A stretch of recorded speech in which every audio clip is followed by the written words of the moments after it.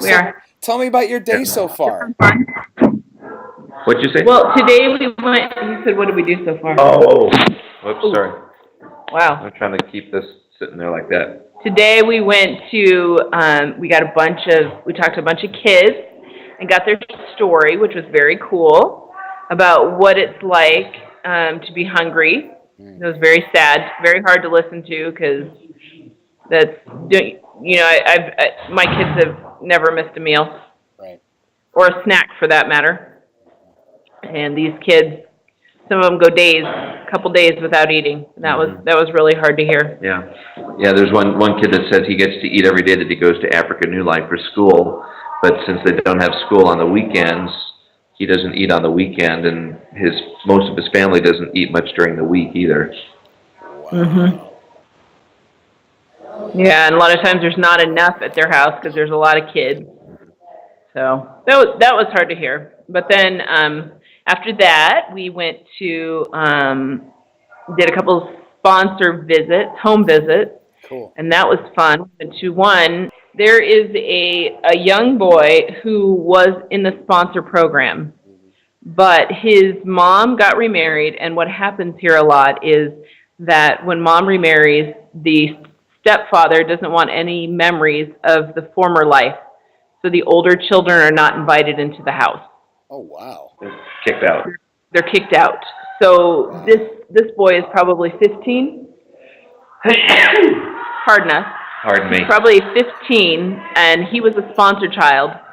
And his younger brother was probably 12. Mm-hmm. So he, the 15 and 12-year-old, didn't have a place to live.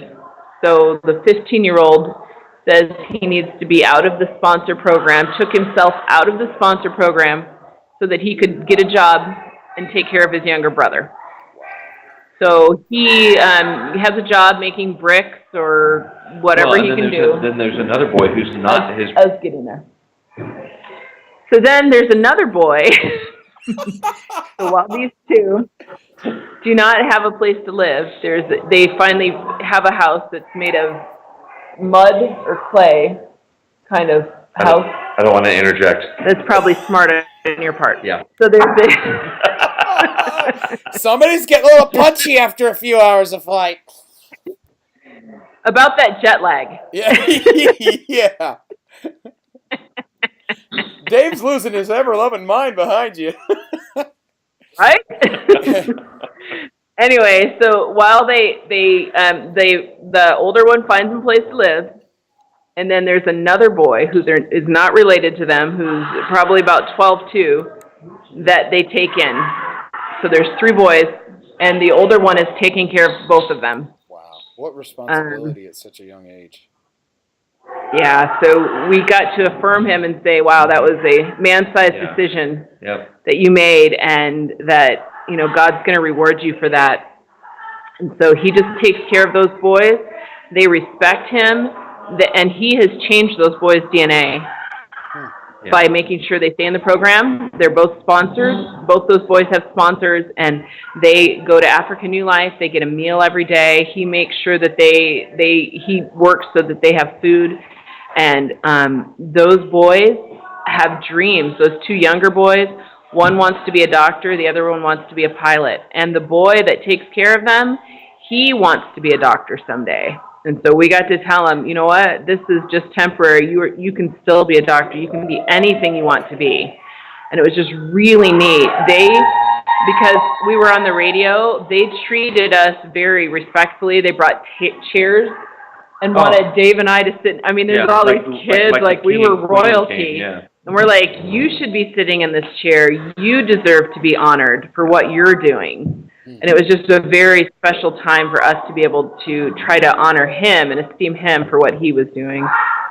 It was really cool. So we put a picture on Facebook of that little family, and it was pretty cool. I saw that. And what a testament to what Africa New Life is doing, that they're helping kids dream again. A lot of these kids, their dream is to have food, and now you've got kids that are like, I want to be a doctor someday. I want to be a pilot someday. But that's why they call it the Dream Center. Yeah. Okay, that's right. That is the name of that place, isn't it? Mm-hmm. These kids are taught to strive for excellence. Wow. So what are you guys Very- planning on seeing tomorrow? Do you know what the plans are for? Saturday, I think we're doing some more home visits tomorrow, if I'm not mistaken. We're going to another city that they have, Like an hour and a half away. yeah. It'll be pretty cool. It's very humbling to come and see all of the work here. There's a girl named Marie that is a missionary from Portland. Is she from Portland? It's really cool to see the heart of the people here and just to see all the things God's doing. Yeah. It's humbling. Well, and what I hear you saying too is not just that the Dream Center has been feeding kids, but you're seeing some real life change as a result of their sponsorship program too. Yeah. Oh yeah. I mean, it started with the feeding and it's turned into this, which is pretty awesome. These kids, they are changing these kids' DNA. They are making leaders here, and not only that, the African New Life has been a light to the government. Wow. The government knows about African New Life, and they have stepped in and are doing better because of what they've seen African New Life do. It's incredible.